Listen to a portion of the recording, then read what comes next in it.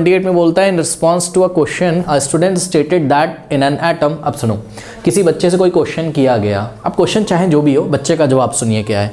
वो कहता है कि the number of protons is greater than the number of neutrons which, WHICH विच होना चाहिए, विच इन टर्न। बच्चों देखो, विच इन टर्न एक फ्रेज होता है इंग्लिश में, इसका मतलब होता है विच इन टर्न का मतलब होता है जिसके परिणाम स्वरूप या जिसकी वजह से, जिसकी वजह से। तो विच इन टर्न का मतलब जिसकी वजह से। तो आइए फिर से क्वेश्चन पढ़ते हैं।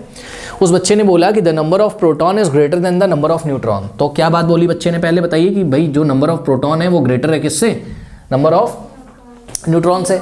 ठीक है, वैसे तो मैं आपको बताना चाहता हूँ, सुनिए, ये मैं आपको यहाँ पर हिंट देना चाहता हूँ बच्चों कि जो नंबर ऑफ प्रोटॉन्स होते हैं, नंबर ऑफ प्रोटॉन्स होते हैं, वो आप अक्सर देखोगे तो लगभग 99% केस में आपको क्या मिलेगा कि number of proton is less than number of neutron और equal to number of neutron. Number of proton is less than और equal to number of neutrons. मतलब जो नंबर ऑफ प्रोटॉन होंगे वो या तो न्यूट्रॉन से क्या होंगे, लेस होंगे, या तो न्यूट्रॉन के इक्वल होंगे। आइए हम आपको थोड़ा सा बच्चों यहाँ पर एग्जाम्पल देते हैं। करेक्ट, जैसे कि बच्चों ये वाला एग्जाम्पल आप देखिए, एक एग्जाम्पल हम आपको देते हैं सोडियम के एटम का, Na का। ठीक, तो सोडियम एटम बच्चों यहाँ नीचे लिखा होता है 11, ऊपर लिखा होता है 23, सभी बच्चों को याद है। ठीक, ये एटॉमिक नंबर, यही क्या है, नंबर ऑफ प्रोटॉन है, यही क्या है, नंबर ऑफ इलेक्ट्रॉन है। ठीक, ऊपर मास नंबर लिखा हुआ है। तो अगर हम आपको यहाँ पे प्रोटॉन पूछें तो कितने हो जाएंगे, 11। ठीक, और यहाँ अगर हम आपको न्यूट्रॉन पूछें तो आप क्या करते थे, मास नंबर में से नंबर ऑफ प्रोटॉन माइनस कर देते थे। तो 23 माइनस 11 कितना हो जाएगा, 12। तो ये वाले केस में आपने क्या देखा, proton is less then neutron. भाई चेक करो, प्रोटॉन 11 है और न्यूट्रॉन कितने आ गए, 12। तो ये वाले केस में प्रोटॉन इज लेस देन क्या हो गया, न्यूट्रॉन। तो एक तो ये केस हमने आपको दिखा दिया। लेकिन अभी हमने आपसे बोला कि भाई कभी कभी ऐसा भी हो सकता है कि प्रोटॉन जो है वो न्यूट्रॉन के जस्ट इक्वल हो जाए। हाँ भाई, ऐसा भी होता है। आइए आपको दिखाते हैं एग्जाम्पल। ठीक है, तो ये वाला एग्जाम्पल, हाँ कैल्शियम का इन्होंने एग्जाम्पल बिल्कुल सही दिया। चलिए इनका एग्जाम्पल ले लेते हैं। कैल्शियम नीचे 20 लिखा होता है, ऊपर 40 लिखा होता है। ठीक, तो बच्चों प्रोटॉन कितने हो गए यहाँ पर, 20, करेक्ट, और न्यूट्रॉन कितने हो गए, 40 माइनस 20, 20। तो यहाँ आपने देखा क्या कि यहाँ पर स्टूडेंट्स प्रोटॉन जो है जस्ट इक्वल है नंबर ऑफ न्यूट्रॉन के। तभी हमने दोनों को कंबाइंडली बोल दिया, कंबाइन करके हमने बोल दिया कि भाई नंबर ऑफ प्रोटॉन जो होंगे वो न्यूट्रॉन से लेस होंगे या तो उसके इक्वल होंगे। हाँ ठीक है, लेकिन उस बच्चे ने क्या बोला, उस बच्चे ने बोला भाई कि number of proton is greater than the number of neutron. ये बोला, बच्चे ने बोला ऐसा। ठीक, ये स्टूडेंट की स्टेटमेंट है, सुनिएगा बच्चों, ये स्टूडेंट की स्टेटमेंट हम यहाँ पे लिख रहे हैं। ये बात उसने पहले बोली अपने टीचर से, यहीं पे थोड़ा थोड़ा गलत बोल दिया उसने, पर फिर भी चलो हम मान गए कि भाई कोई एटम ऐसा होगा कहीं ना कहीं जहाँ पर नंबर ऑफ प्रोटॉन क्या हो, न्यूट्रॉन से ज़्यादा होंगे। चलो मान गए। आगे क्या कहता है सुनो।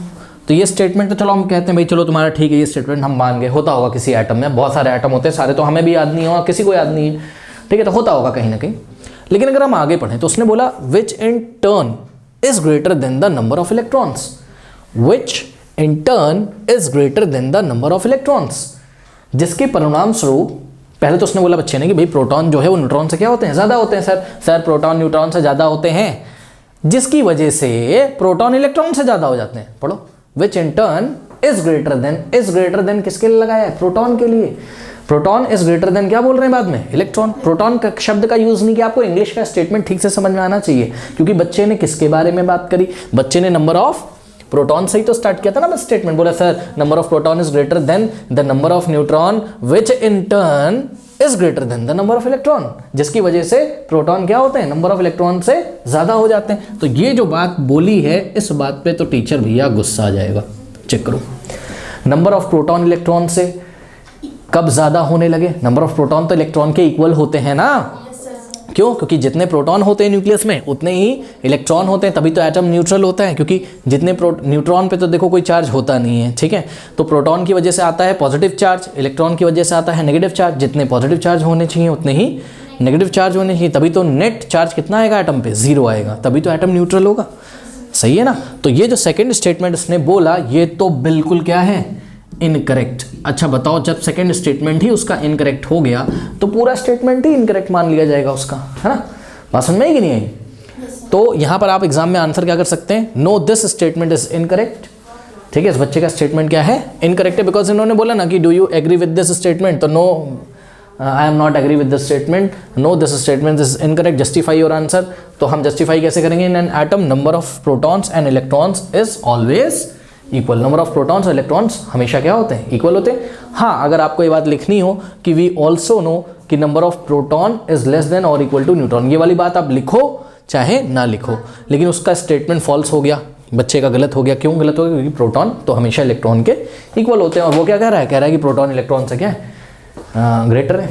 तो ऐसा तो होता नहीं है। तो ये बच्चों क्वेश्चन इसलिए आपको सिंपल पढ़ाया जा रहा है कि आपको तो पता ही है कोई भी एटम अगर न्यूट्रल होगा तो जितने प्रोटॉन होंगे उतने ही इलेक्ट्रॉन होंगे। ठीक है, बस इसलिए पढ़ाया जा रहा है और उसका कोई उद्देश्य नहीं है। नोट कर लीजिए।